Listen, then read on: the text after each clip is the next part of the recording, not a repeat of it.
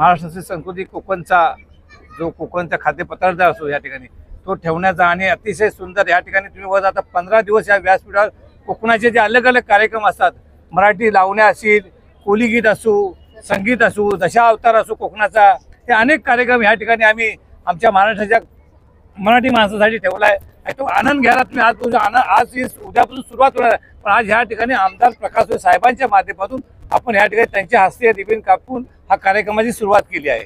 किती दिवसाचा हा कार्यक्रम आहे? हा 15 दिवस चालणार आहे, 12 तारखेपर्यंत चालणार आहे। आणि पाहुणे म्हणून अजून कोण कोण येतील? पाहुणे म्हणजे आज आमच्या गोरगरिबीचे आमचे लोकप्रिय आमदार प्रकाश सुरे, ते आमचे जीव आहे, आमचा प्राण आहे, आमच्या ते जवळची व्यक्ती आहेत आणि त्यांच्या हाताने आम्ही कुठं ते मेन माणूस घरातला आता आमच्या ते मुख्य प्रकाश सुरे, त्यांच्या हस्ते आम्ही वैष्णवी पुजारीच्या नेतृत्वाचे आयोजक आहे, या ठिकाणी सुषमा गायकवाड आहे, अनेक कार्यकर्ते आहेत, आमच्या सर्व कार्यकर्त्यांच्या माध्यमातून आम्ही हा एवढा जल्लोषाचा कार्यक्रम ठेवला आहे। काय सांगेल, तरुण आयोजक आहेत आणि त्यांच्या भाषण पण प्राप्तदार होतात, दादाने पण खूप तारीफ केली त्यांची। त्यांच्या पुढच्या वाटचालीसाठी काय शुभेच्छा देणार तुम्ही, आणि जर त्यांना संधी मिळाली नगरसेवकीसाठी तर तुमच्या कशा प्रकारचं सपोर्ट समर्थन असणार आहे? नक्की आपल्या सर्व तुमच्या पत्रकार बंधू असू या काय नागरिक असू, हे सर्वांचा प्रेम आमच्यावरती आहेच, तेव्हा तर आम्ही कुठल्या कार्यक्रमात सक्सेस होतो। म्हणून पक्षाचा एक नियम असेल आणि पक्षाच्या नेतृत्वात जो पक्ष आमदार प्रकाश सुरे, सीएम साहेब असू, ह्यांच्या नेतृत्वात जे आदेश देतील त्याच्यामध्ये आमच्या नशिबात भाग्य लिहिलं आहे। अगर आम्हाला तिकीट भेटणं ते नक्कीच आम्ही भेटून काम करू, परंतु तिकीट भेटणं म्हणून काम करणार आहे। आमचं आयुष्य 30 वर्ष आम्ही दादा सांगते आम्ही 30-35 वर्षामध्ये दादाबरोबर आम्ही काम करणारे लोक आहेत। तिकीट भेटणार नाही भेटणार ह्याच्या विषयानं आम्ही लेनदेन करून तिकीट नाही मागत, आम्ही कामावरती। अगर ज्या टायमाला आम्हाला सीएम साहेबांनी बोलले की 3-4 हजार लोक घेऊन आमच्याकडे पोहोचा, तर आमच्याकडे ती ताकद आहे, आमच्याकडे कार्यकर्त्याची फौज आहे आणि आम्ही नगरसेवक घडवतो। आम्ही त्या नगरसेवक ज्यांना तिकीट भेटते त्या पाठीशी आम्ही उभा राहतो आणि जल्लोषाने काम करणारे लोक आहेत आम्ही। आणि ईश्वराने तिकीट भेटली, संधी भेटली तर नक्की आम्ही काम करू। अखेर लोकांच्या कामासाठीच आपल्याला देवाने घडवलं आहे आणि त्या हिशोबाने आता यंग जनरेशन असेल, अगर त्यांच्या नशिबात योग्य आहे काम करायचं, ते नक्की आमच्यासारखे पुढे काम केलं पाहिजे, जनतेची सेवा केली पाहिजे।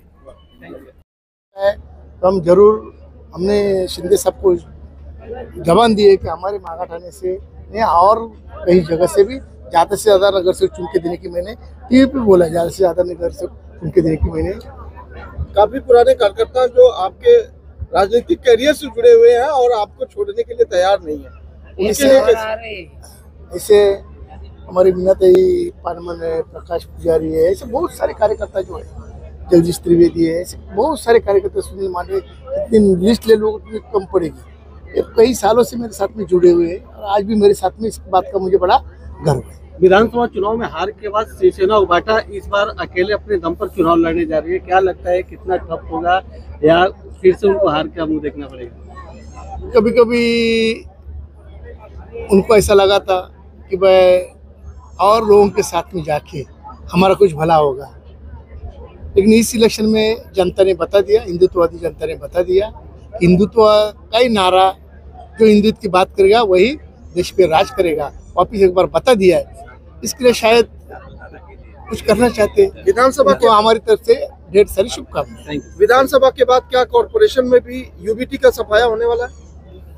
ये जनता है, सब जानती है अंदर क्या है बाहर क्या है, कितना बड़ा घोटाला किया उनको पता है। और काम करने वाला एकनाथ शिंदे जी है जो जनता के हित में उन्होंने निर्णय लिए। लाडली बहन योजना हो, टोल माफी हो, शेतकरियों के निर्णय हो और ज्येष्ठ नागरिक के लिए निर्णय, हर तबके का निर्णय उन्होंने लिया। इसके जनता उनको चाहती है और देवेंद्र फडणवीस जी भी बहुत अच्छा काम कर रहे हैं। इसके लिए ये जनता वक्त पे बता देगी सच क्या झूठ क्या है। जरा लाडली बहना का दूसरी किस्त शुरू हो गई है, सरकार भले हमारे एकनाथ शिंदे जी जब मुख्यमंत्री थे उन्होंने जबान दी थी ये योजना बंद नहीं होगी।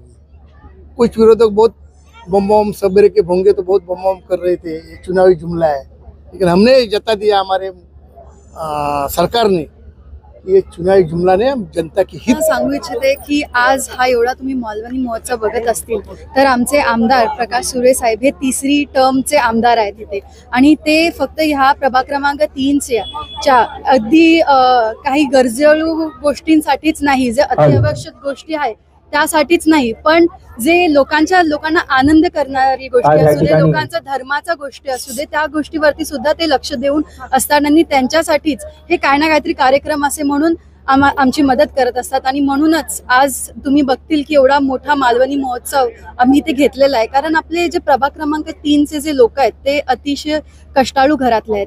ते अगदीच असे लांब जाऊन काही करू नाही शकत किंवा बाहेरगावी जाऊ शकत किंवा एवढे मजा मस्तीसाठी कुठे लांब नाही जाऊ शकत. म्हणून इथेच आम्ही त्यांच्या जवळच त्यांच्यासाठी, त्यांच्या आनंदासाठी मग असे खूप कार्यक्रम असू दे किंवा एकदम खाद्य पदार्थ किंवा मालवणीचे संस्कृतीचे जे काही असू दे त्यांच्यासाठी आम्ही इथे आणून ठेवले. या विधानसभा निवडणुकीमध्ये युथने चांगला परफॉर्मन्स दिला आहे. जर तुम्हाला नगरसेवकीसाठी संधी दिलं तर तुम्ही तयार आहात का? काय प्लॅनिंग आहेत का? तर तुम्हाला मी जसं दादांनी सांगितलं तसं मी तुम्हाला तेच सांगेल की हे सगळ्या जे गोष्टी आहेत ते वरच्या लेवलच्या आहेत. आणि जे आमचे मुख्यमंत्री माननीय एकनाथ शिंदे साहेब असतील किंवा आमचे मागाठाण्याचे आमदार, ज्यांना गोरगरिबांचे आमदार सांगते ते असतील, ते जे निर्णय घेतील त्याच्यासाठी आम्ही जे पण असतो ते त्यांच्या पाठीशी असू. आणि तेव्हा मग काय काम असेल मग तेव्हा नक्कीच करू. पक्षामध्ये जे अनेक वर्षापासून काम करतात, पण यावेळी जर तरुण चेहरा दाखवायचा प्रयत्न केला तर जर तुम्हाला उमेदवारी दिली याबद्दल तर तुमचं मत काय असेल?